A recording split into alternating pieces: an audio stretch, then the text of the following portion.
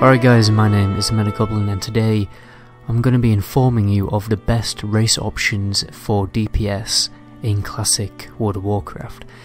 In this video we are purely talking about DPS, purely about damage numbers on a DPS meter. I will give you the best race option for every DPS class in the game. So there's three things we have to bear in mind when it comes to choosing racials.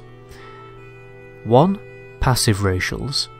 2. Active racials, which in some cases will make quite a significant DPS advantage. Then lastly, we bear in mind passive stats, since some races simply have better stats than others, but the difference here is marginal.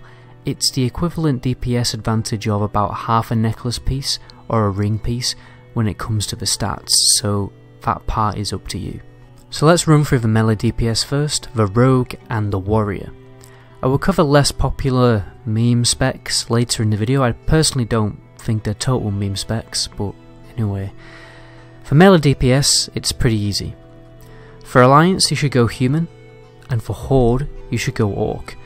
Now the main reason human is the strongest choice is simply because of the weapon skill bonuses, particularly the sword skill bonus, because the best loot normally is swords. Now to understand this, I need to give you a quick lecture on the mathematics of glancing blows. But don't worry, it's pretty straightforward. So glancing blow, it's just glancing blows, whatever, it's a mechanic in the game, you can't really get around it.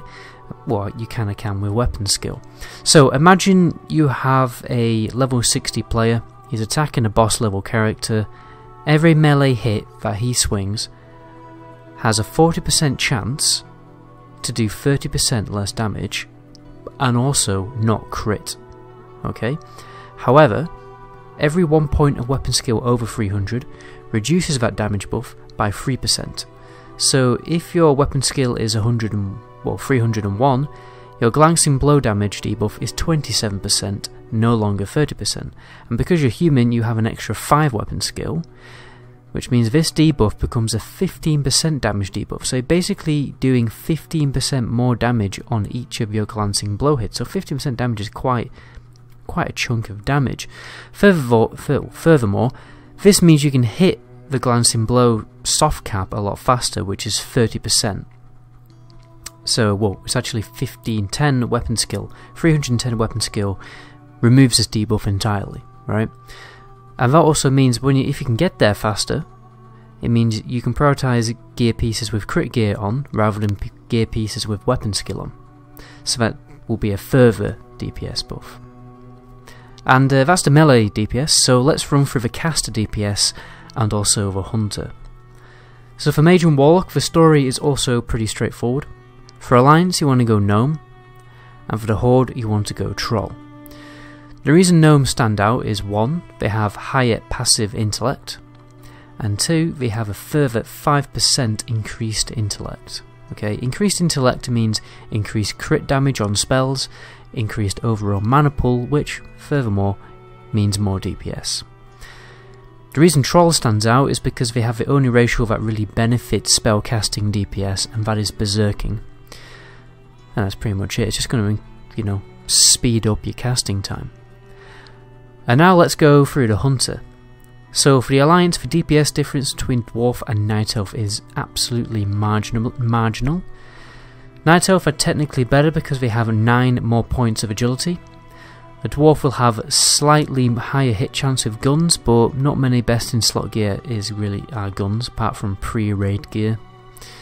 But even the pre-raid best in slot range weapon is probably it's actually a crossbow, although there's a really rare gun that's also viable. So yeah, there just aren't many guns, unfortunately. So here I would pick the class more based on gimmick PvP reasons and whatever, whichever you like the best, to be honest. Well, whichever you like the look of the best.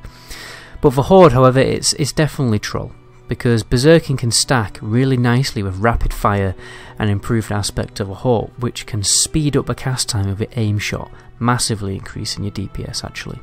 So let's finish with the less popular specs. You can probably figure out the answers by now because some races are just consistently the most viable for certain roles. So for Ret Paladin, go for human. For enhancement shaman, go for orc. For elemental shaman, go for troll. And for Shadow Priest, on the Alliance side, it really doesn't matter because Night Elf and Human only have one more intellect than Dwarf, and that's literally the only DPS difference between all of them. But with Shadow Priest on the Horde, I'd definitely go for Undead, because Devouring Plague will provide a little cheeky damage buff. But anyway guys, that's where I'm going to end the video today. Just a short and sweet, informative video for you today. Anyway, my name is Goblin. Until my next video, ciao.